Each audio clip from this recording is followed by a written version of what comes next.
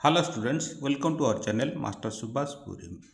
आज पढ़ा दशम श्रेणी साहित्य बहिर गल्प विभाग काठर MCQ।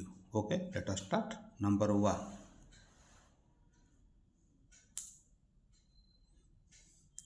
गुदामवाला गुदामर चाबी दे केउठाकू बुलिबाकू गला बोली काठुरिया कहिछि। पहाड़ को।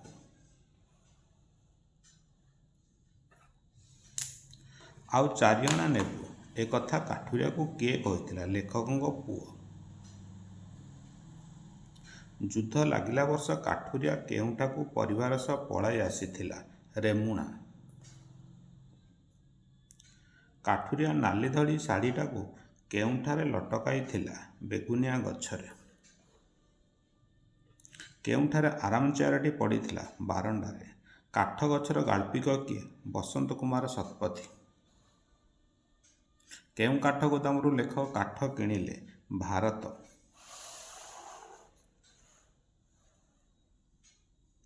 केउथिरे पंखागुड़िक कला हो जाए? धुआं। लेखक गंडी काठ को केउथिरे आनिले? ठेला गाड़ी। सुखिला मुंडा काठटी केते वर्षर पुराणा बोली कुहा जाइछि? 2 वर्ष।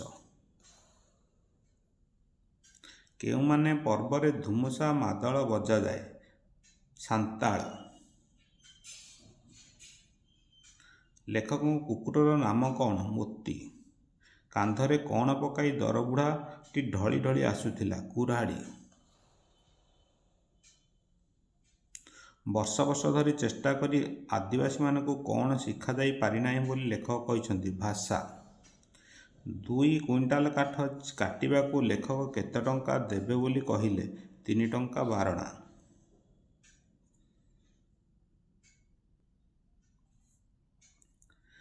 काठुरिया केउथिरे कुराड़ी पजाउथिला? पत्थर।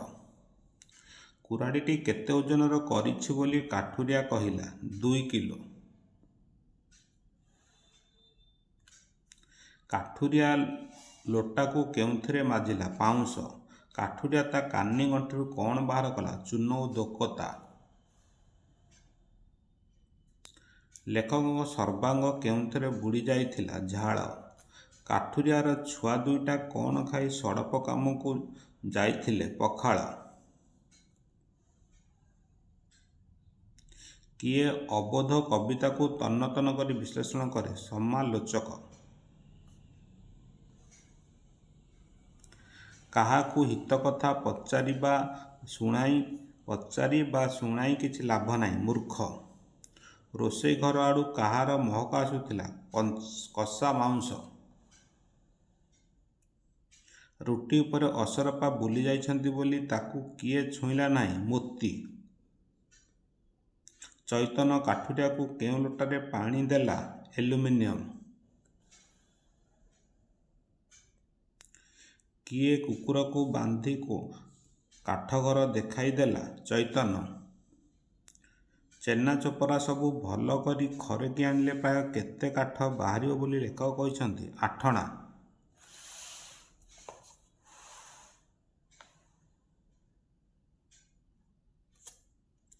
चैतन्य काठुरिया को देइथिबा पानी लोटाटी केउथिरे व्यवहार करा जाउथिला? पाइखानारे। काठ गल्पटर लेखक बसंत कुमार शतपथी केबे जन्मग्रहण करिथिले?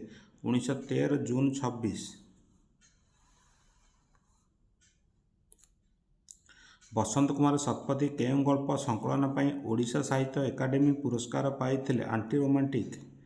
काठ गल्परे आधुनिक मनीषर केउ चित्र प्रकटित होइछि? स्वार्थ सठता।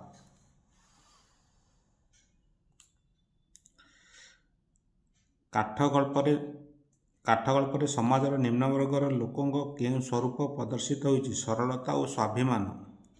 बहु तर्क वितर्क पर काठ केउठारू किणी आनिबार निष्पत्ति हेला? गोदामरू।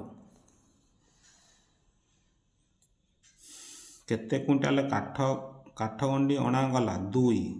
काठ गड़टी किपरि थिला? पुरुणा।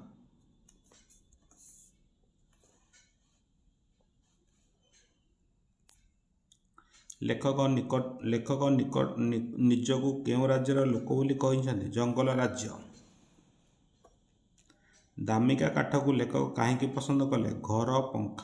ଘର ପଙ୍ଖା କଳା ହେବନି।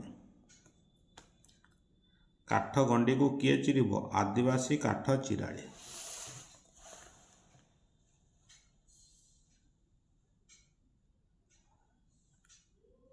ଲେଖକ ରବିବାର ଖବରକାଗଜକୁ କେଉଁ ବିଷୟରେ ଅନୁଧ୍ୟାନ କରୁଥିଲେ? ଆଦିବାସୀଙ୍କ ପାଇଁ ହୋଇଥିବା ବିଗତ 30 ବର୍ଷର କାର୍ଯ୍ୟକ୍ରମ।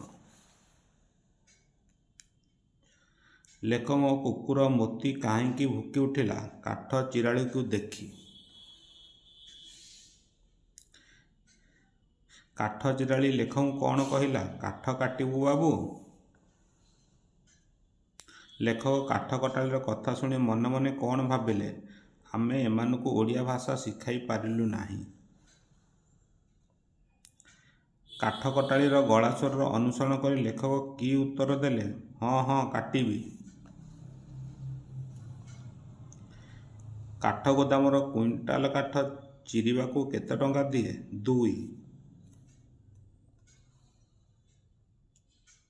ଲେଖକ କାଠ ଚିରାଇବା ପାଇଁ କେତେ ଟଙ୍କା ଦେବେ ବୋଲି କହିଥିଲେ?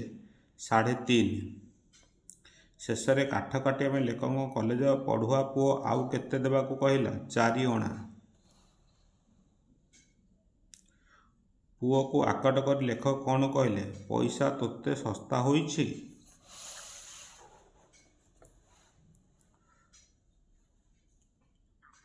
କାଠୁରିଆ କ'ଣ ଘୋଡ଼ି ହୋଇଥିଲା? ନାଲି ଧଡ଼ି ଶାଢ଼ୀ। କାଠ କଟା ଯାଉଥିବା ସମୟରେ କେଉଁ ଋତୁ ଥିଲା? ଶୀତ।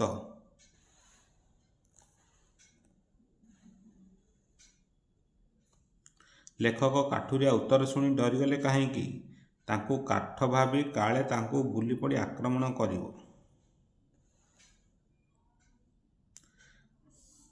କାଠ କଟାଳିର ପାରିବାର ପଣିଆ ଉପରେ ଲେଖକ କାହିଁକି ସନ୍ଦେହ କଲେ? ବୟସ ଓ ଚେହେରା ଯୋଗୁଁ। କାଠ ଗଳ୍ପରେ କେଉଁ ଗଛର କାଠ ଜାଳିବା ପାଇଁ ଲେଖକ ଘରକୁ ଆଣିଥିଲେ? ଧ। ଏ କାଠକୁ ଯିଏ କାଟିବ ତାର କ'ଣ କ୍ଷତି ହେବ? ହାତ ଫୁଟୁକା ହୋଇ ଚମଡ଼ା ଛାଡ଼ିଯିବ। ଲେଖକ କାଠକୁ ଛୋଟ ଛୋଟ ଖଣ୍ଡ କରିବାକୁ କହିଲେ କାହିଁକି? ଚୁଲି ସାନ ଥିବାରୁ। କାଠୁରିଆ ଘର କେଉଁଠି? ମୟୂରଭଞ୍ଜର ବେତନଟି। କାଠ କଟାଳିର କେଉଁମାନେ ଏକାଦିନେ ମରିଗଲେ ବୋଲି କହିଲା? 2 ପୁଅ ଓ ଆଘତିର୍ଲା।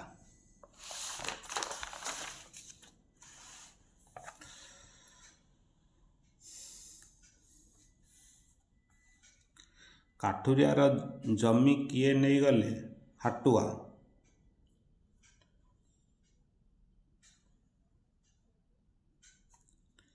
ଲେଖକ ରୁଟି 2 ଖଣ୍ଡର ଦାମ କେତେ ବୋଲି କହିଛନ୍ତି? 4 ଅଣା। ଲେଖକ କେଉଁ ରୁଟିକୁ କାଠୁରିଆକୁ ଖାଇବାକୁ ଦେଲେ? ଅସରପା ଚଳିଯାଇଥିବା ବାସି ରୁଟି। କାଠୁରିଆ କେମିତି ରୁଟି ଚୋବାଇ ଖାଇଲା? ପାମ୍ପଡ଼ ଚୋବାଇବା ପରି ମଡ଼ ମଡ଼ କରି।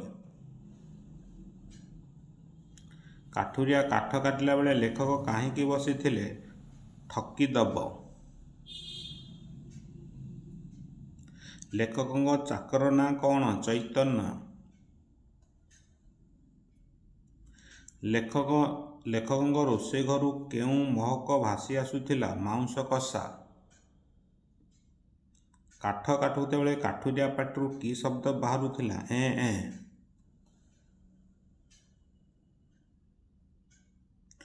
କାଠୁରିଆ କିପରି ଗ୍ରନ୍ଥିଳ ଶିରାଳ କାଠକୁ କାଟୁଥିଲା? ଅତି ଆଗ୍ରହର ସହ।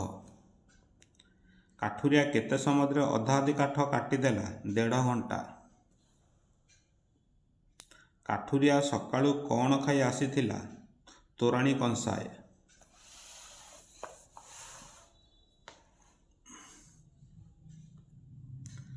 କାଠର ଚେନା ଚୋପାରା ସବୁ ନ ଗୋଟାଇଲେ କାହାର ଅସୁବିଧା ହେବ ବୋଲି ଲେଖକ କହିଥିଲେ? ତାଙ୍କ କୁକୁରର। ଲେଖକଙ୍କ କୁକୁର କେଉଁଠି ଖେଳେ? କାଠ ଚିରା ହେଉଥିବା ସ୍ଥାନରେ। ସେଦିନ ବଜାର କାହିଁକି ବନ୍ଦ ଥିଲା? ରବିବାର ଥିବାରୁ। କାଠୁରିଆର ରୁଦ୍ର ମୂର୍ତ୍ତି ଦେଖି ଲେଖକ କ'ଣ ଉପଲବ୍ଧି କଲେ? ବଡ଼ ଭୁଲ କରିଛନ୍ତି। କାଠୁରିଆ ପ୍ରତି ଲେଖକଙ୍କର ଆଚରଣ ଓ ବ୍ୟବହାର କିପରି ଥିଲା? ଆତ୍ମୀୟତା ଓ ଆନ୍ତରିକତା ନଥିଲା। ଲେଖକ କାଠୁରିଆକୁ ଟଙ୍କା ଦେବା ପାଇଁ କାହା ହାତରେ ପଠାଇଲେ? ଚାକର। କାଠୁରିଆ ହାତରେ ଲେଖକ କେତେ ଟଙ୍କା ବଢ଼େଇ ଦେଲେ? 4। କାଠୁରିଆକୁ କେତେ ଫେରାଇବାକୁ କହିଲେ? 4 ଅଣା। 4 ଅଣା ମାନେ 25 ପଇସା। କାଠୁରିଆ କାହିଁକି ପଇସା ଫେରାଇ ପାରିଲା ନାହିଁ? ତା ପାଖରେ ଖୁଚୁରା ନଥିଲା। କାଠୁରିଆ କାହିଁକି ଲାଲ ଲାଲ ଆଖିରେ ଚାହିଁଲା? ଲେଖକ ତାକୁ ଅବିଶ୍ୱାସୀ କହିଲେ ବୋଲି। ପ୍ରଥମ ଗଳ୍ପ କାଠର MCQ ସରିଲା। Okay, thanks.